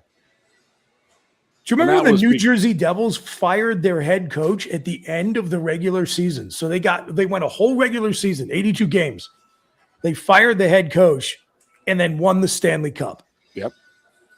Can you imagine this like the NFL and like the Patriots fire Bill Belichick right before the playoffs start and then they win the Super Bowl? Or having a winning record of being 13-3 and then firing the coach because he only got him in the second spot in the conference. No, you're never going to see that. Yeah, but you're right. It is quirky. And the other thing the NHL does is they can move. Like what did Bill O'Brien say? I came from the Buffalo or New England Patriots. It ran like a Lamborghini where Penn State runs like an iceberg. Where I really think that the NHL, when they want to change a rule or something, it gets done. They have no problem changing like their history and this and that to like if it makes it smart. Where the NFL and MLB are going to sit there and hold on to it and to their disadvantage, and then it's going to hurt their product, but they don't really care because they're so cocky about it. Sure. Where I think the NHL and the NBA, they're like, hey, whatever. If we need to do that, let's do it. And they have no qualms about changing. We don't need to talk about the draft of how they got Malkin and Crosby. I mean, we don't need to talk about those rule changes, do we, or anything? So then the other thing, let's go back to how much we hate Crosby, and that is because little frozen envelope action. It never stops. He just pulverizes the Flyers. He does. Like I told Ironhead earlier, I think that like when he was living in Lemieux's basement, he was like doing shock therapy to him and like flashing like black and orange, and then like beating him with like wet socks. And then, like, anytime he sees black and orange or a Flyer symbol, he just completely freaks out and just starts scoring goals. I mean, you can boo the guy as much as we want, but he will just keep scoring. It is the most frustrating thing of all time. But boosh, well, that window's closing. I'm hoping Philly's window's opening. Sorry, folks, to all the Penguins fans out there in the audience. I got to keep it real. I'm hoping this is the passing of the torch. Not one final beating on his way out the door. Mark Battaglia, who was the center on the 82 Penn State team, we were talking, sir. And he just absolutely hates the Flyers. I'm like, bro, what did they ever do to you? And he's like, dude, like I went my whole like high school and college career, and then even in the professional when they never won in Philadelphia, and Bobby Clark used to just torture the Pittsburgh Penguins, and I'm like, well, Sid's doing a pretty good damn good job of that on his own right now with torching the Flyers. So, I can tell you, I was an undergrad during the 4 overtime game. Oh, yes. That was, dude, the Keith Primo goal. That was one of my favorite college memories because the best, like just one of those great Penn State moments. The only place that was open by the time that game started, and it the puck dropped at like 8:00 at night. Yep. Till that game was over, the only place in town that was open was Ye Old College Diner, because back in the day they were open 24 hours. So it's like 3:30 in the morning, and the place is packed to the gills with people in Flyers and Penguins jerseys. Nobody's talking smack, nobody's fighting, nobody's yelling because everybody is just so exhausted. It was like finals week. My roommate, who was a Penguins fan, had to go take an engineering final at like 9:00 in the morning. Yeah, brutal. Where was I? So I was in Richmond, Farmville, Virginia, coaching Hampton-Sydney College. And I was the strength and conditioning coordinator. So we'd have our all-season workouts in the spring. And we were finishing up the school year. Like you said, we're in finals. And if the Flyers won, there was no heavy running. We had to do some agility work and lifting, but there was no heavy running when the Flyers won a playoff game. And I had 105 guys from the South who didn't know a hockey stick from a baseball bat. No idea. I had 105 of those guys cheering the Flyers on. I'll still talk to some of them, and I'll be like, no run tomorrow. Flyers won. It's actually, I got a message the other day. All right, no running tomorrow. Flyers are in the playoffs, and I was like, I love it. Pretty good, man. I love it. Pretty good. So I mean, that was a fun time. But I remember watching that game with some guys in my house, and they were down 2-0. Yes, the Flyers, and if they lost that game, it was done. It was a done over. Deal. And the Flyers were definitely the favorite in that series. Yes. And, that was the old black jersey Flyer days, and I didn't like them. But I mean, I'm happy going back and watching the Flyers now. I've turned into a bandwagon fan because I was so mad. I'm not gonna lie, the Kate Smith thing still pisses me off. That's a corporate thing. They brought it back. Whoa! But what back with the You video? You didn't know? You didn't hear about this? The video, or the statue? Not the statue, but Okay. they played Kate Smith, God Bless America, about a week and a half ago. And that probably made everybody go absolutely ballistic because they had taken that away. Yeah. During the woke movement, and that's Comcast being Comcast, and that's when a lot of people turned their head away from the Flyers. And I definitely was in that realm. It wasn't the whole reason I stopped watching them. They were uncompetitive, and the guys didn't care, and I didn't like Tortorella. I'm a believer as a fan. Up to a certain point, you stay loyal to your team, but especially when you're talking about professional organizations, it's not in your best interests to subsidize a crap product. Yeah. It's just not. Like, for how many decades did the ownership of the Cubs, the Tribune Company forever, by the way, another corporately owned team, not care about fielding a competitive team because everybody loved Wrigley Field and they'd come out anyway. People have said that in Pittsburgh for years about PNC Park. Yeah. Great park, one of the best venues in Major League Baseball. So people go out there, oh, it's great to be at PNC Park. Well, if you're buying the tickets, whether the team's in first place or last place, how is someone like Bob Nutting, who's pinching every penny, incentivized to make the team more competitive? So the Flyers were so bad for so long. I think it got to the point where you had to say, stop supporting this product. And I think they got to put a better last product 3 or 4 years. Yeah, I agree. I really truly believe that they were starting to feel the pennies being they were getting pinched because I mean they were forever. They sold every game out for decades. They sold every game out. And it was like, and they were like, hey, whatever, we still have this rabid fan base, which they do, but they took advantage of it.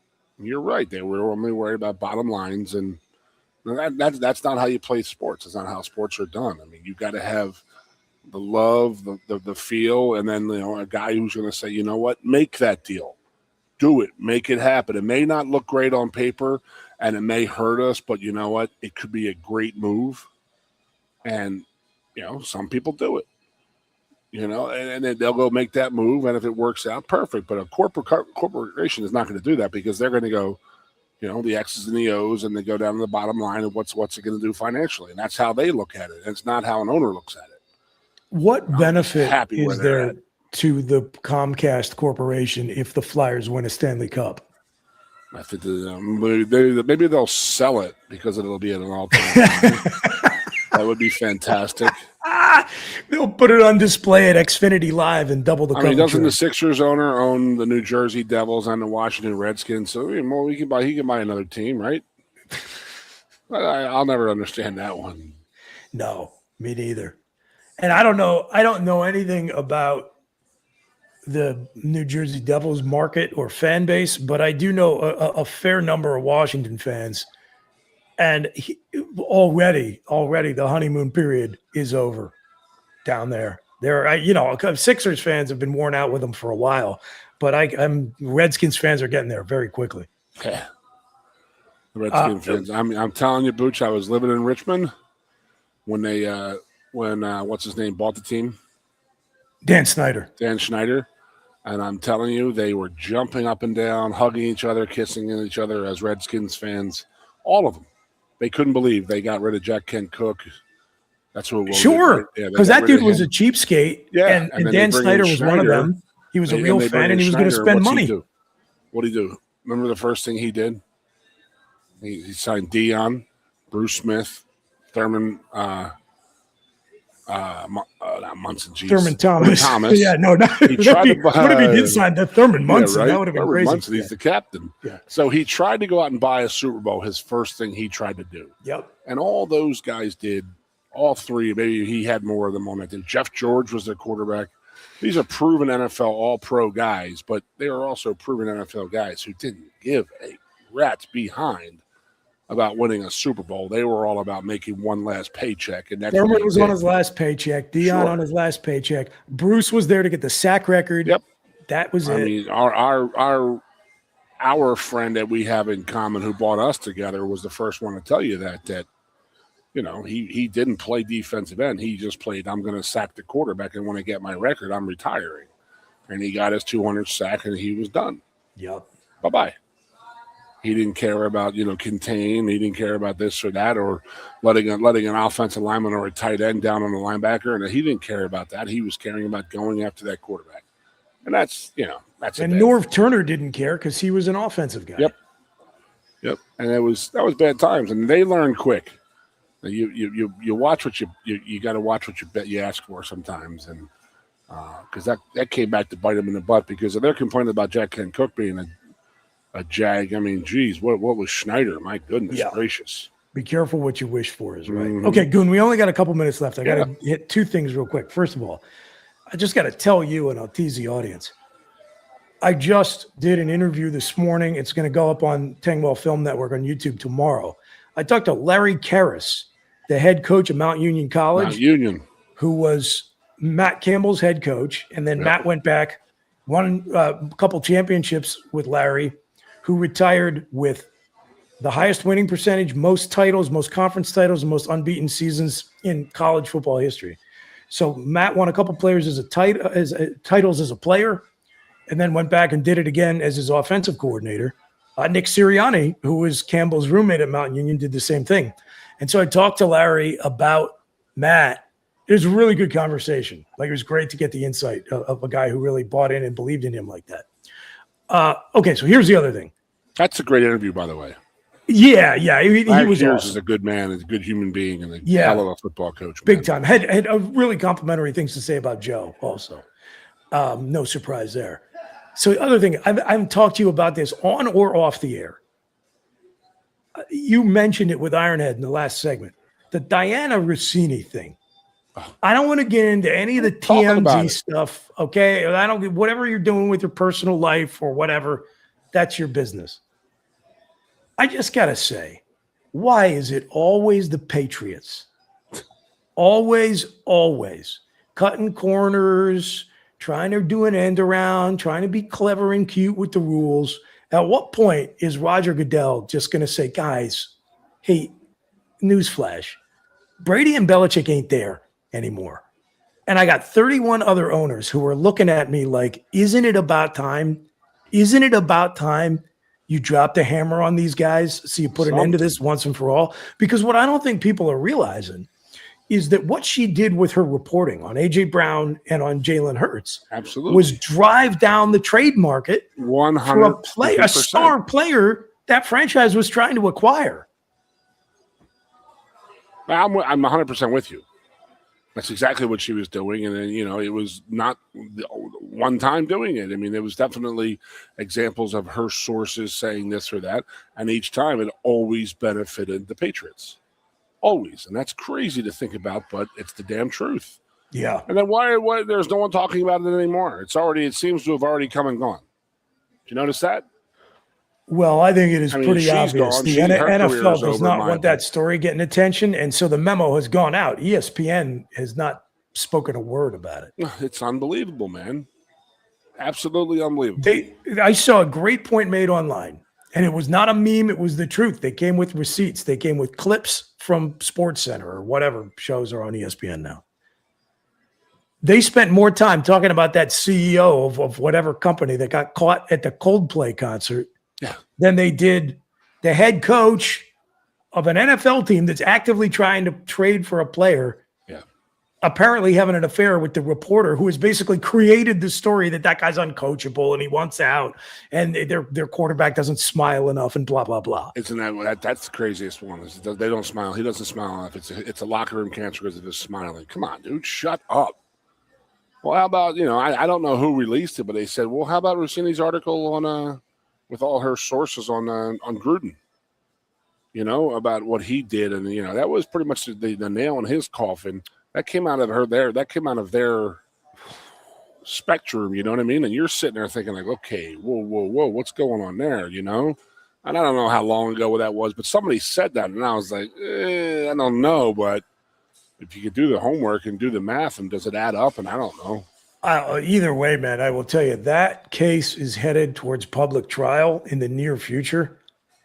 And either Gruden is about to become a much richer man than he already is, or he's looking at it and saying, I already have enough money. I just want to punish my enemies. Sure. And we're going to air all the dirty laundry in court. Well, and man, Gruden is going to do that for him and his brother. He has the ability to avenge his brother, and you know how Gruden can get with his family, man. Sure. Coach, thank you for joining, sir. It was my pleasure, man. Thanks so much. And thanks, everybody, for tuning in. The guys will be back on Thursday, 2 p.m. State College's Quaker Steak and Loop for the Lion Country Kia, Goon, and Ironhead show. So long, everybody. See you, boys. You look a bit nervous, eh? Thierry, what's it like to stand in the FIFA World Cup stadium? Wouldn't you like to know? Just tell me. Come on. It's not something that you can put into words. Such a tease. You can't rush it. You will find out when it's your time. Thanks for the wisdom, Coach. So, how much longer? Now go and make history, my man. Here's the World Cup you've been waiting for. Actually, the World Cup's been waiting for me. That's the spirit. Just remember who drove you here. Inspiring every step of the next legend. The official matchball carrier, proudly sponsored by Kia. Inspiration connects us all.